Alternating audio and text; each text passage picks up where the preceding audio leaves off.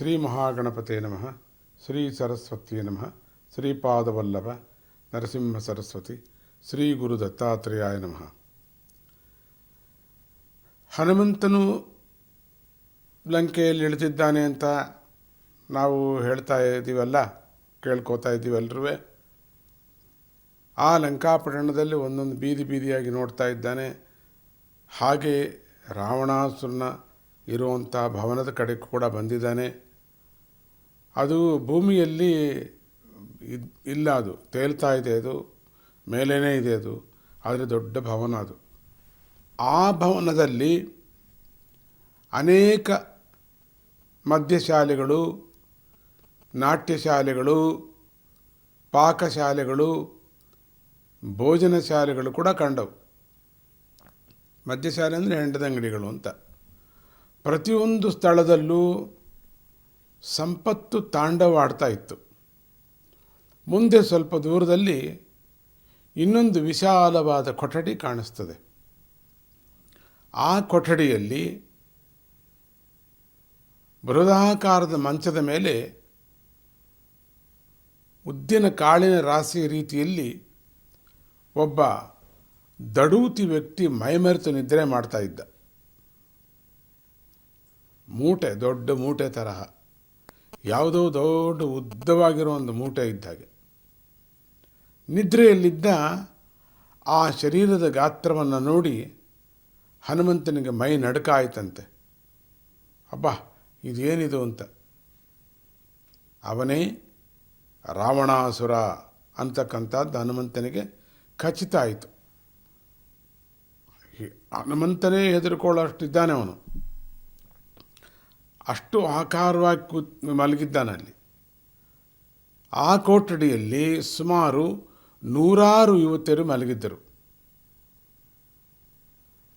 ಅವರು ಮಲಗಿದ್ದ ಭಂಗಿಯನ್ನು ನೋಡಿದ್ರೆ ಅವರೆಲ್ಲ ಕಂಠಪೂರ್ತಿ ಕುಡಿದು ಆಟಗಳಿಂದ, ಗಾಯನದಿಂದ ರಾಕ್ಷಸ ಚಕ್ರವರ್ತಿಯನ್ನು ಸಂತೋಷಪಡಿಸಿ ಸುಸ್ತಾಗಿ ನಿದ್ರೆ ಮಾಡ್ತಾ ಇದ್ದಾಗ ಕಾಣ್ತಾ ಇತ್ತು. ಆ ರಾಕ್ಷಸ ಚಕ್ರವರ್ತಿ ನಿಜವಾಗೂ ಕೂಡ ಎಲ್ಲ ವಿಧದಲ್ಲೂ ಕೂಡ ಅವನು ಸುಖಭೋಗಗಳನ್ನು ಅನುಭವಿಸ್ತಾ ಇದ್ದಾನೆ, ಇಲ್ಲ ಅಂತಲ್ಲ. ರಾಕ್ಷಸ ಬೇರೆ, ಯಾತರಲ್ಲೂ ತೃಪ್ತಿ ಇಲ್ಲ. ಎಷ್ಟು ಕೊಡ ಮದ್ಯ ಕುಡಿಬೇಕೋ ಗೊತ್ತಾಗ್ತಿಲ್ಲ.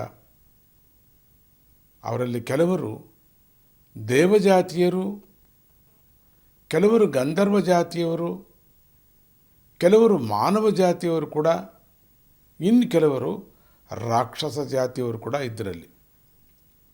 ಏನಪ್ಪ, ಇಷ್ಟೊಂದು ಬಗೆಯಾದಂತಹ ಹೆಂಗಸರ ಸುತ್ತು ಮಲಗಿದ್ದಾರೆ ಮೈಮರೆತು. ಆ ಸ್ಥಿತಿಯಲ್ಲಿ ಅವರುಗಳನ್ನು ಪರಿಶೀಲಿಸಿ ನೋಡುವುದಕ್ಕೆ ಹನುಮಂತನಿಗೆ ಮುಜುಗರ ಆಗುತ್ತೆ. ಸೀತೆ ಎಲ್ಲಿದ್ದಾಳೆ ಅಂತ, ಪಾಪ ಅದೇ ತಾನೇ ಅವನಿಗೆ ಬೇಕಾಗಿತ್ತು. ಆದರೆ ಇವ್ರನ್ನೆಲ್ಲ ನೋಡತಕ್ಕಂಥ ಪರಿಸ್ಥಿತಿ ನನಗೆ ಬಂತಲ್ಲ. ಇಲ್ಲೇನಿದೆ ಅಂತ ಹೇಳಿದ್ರೆ, ಏನಾದ್ರು ಇಲ್ಲೇ ಹೊತ್ಕೊಂಡಿದ್ರೆ, ಇಲ್ಲೇ ಬೇರೆ ರೀತಿಯಲ್ಲಿ ಅವನೇನಾರು ಇಟ್ಟುಬಿಟ್ಟಿದ್ರೆ ನಾನು ಏನು ಮಾಡಲಿ. ಆದರೂ ಕರ್ತವ್ಯದ ದೃಷ್ಟಿಯಿಂದ ಪ್ರತಿಯೊಬ್ಬರನ್ನ ಜಾಗರೂಕತೆಯಿಂದ ಪರಿಶೀಲಿಸಿ ನೋಡ್ತಾ ಇದ್ದಾನೆ.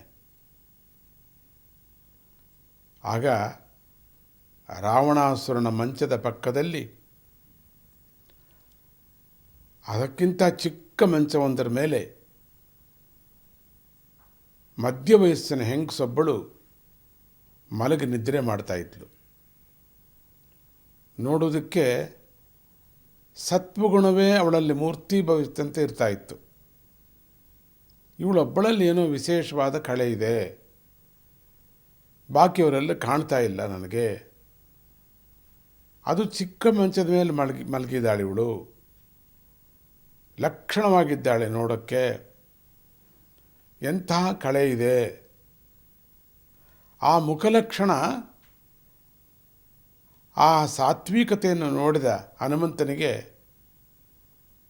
ಅಷ್ಟು ಸೌಂದರ್ಯವಾಗಿ, ಸೌಮ್ಯ ರೀತಿಯಲ್ಲಿ, ನೋಡಿದ ಕೂಡಲೇ ತಾಯಿ ಭಾವನೆ ಬರುವಂತಹ ರೀತಿಯಲ್ಲಿ, ಪೂಜ್ಯ ಭಾವನೆ ರೀತಿಯಲ್ಲಿ, ಮುಗ್ಧ ಮನಸ್ಸಿನಿಂದ ಮಲಗಿದ್ದಾಗಿತ್ತು, ಕಣ್ಣುಗಳು ಮುಚ್ಚಿರ್ತಕ್ಕಂಥದ್ದು ನೋಡಿದ್ರೆ ಅವನಿಗೆ ತುಂಬ ಸಂತೋಷ ಆಗುತ್ತೆ. ಇವಳೇ ಇರ್ಬೋದೇನೋ ಸೀತೆ ಅಂತ ಅನ್ನಿಸಿದೆ. ಅದಕ್ಕೆ ಮುಂದೆ ಏನು ಮಾಡ್ತಿದ್ದಾನೆ, ರಾವಣಾಸುರನ ಅಂತಃಪುರದಲ್ಲಿ ಮೂಟೆ ಆಕಾರವಾಗಿ ಮಲಗಿರ್ತಕ್ಕಂತಹ ಅವನ ಪಕ್ಕದಲ್ಲಿ ಇಷ್ಟೊಂದು ಜನ ಹೆಂಗಸರ ಮಧ್ಯದಲ್ಲಿ ಚಿಕ್ಕ ಮಂಚದಲ್ಲಿ ಮಲಗಿರ್ತಕ್ಕಂಥವಳು ಸೀತೆ ಇರ್ಬೋದು. ಜೈ ಗುರುದತ್ತ, ಶ್ರೀ ಗುರುದತ್ತ.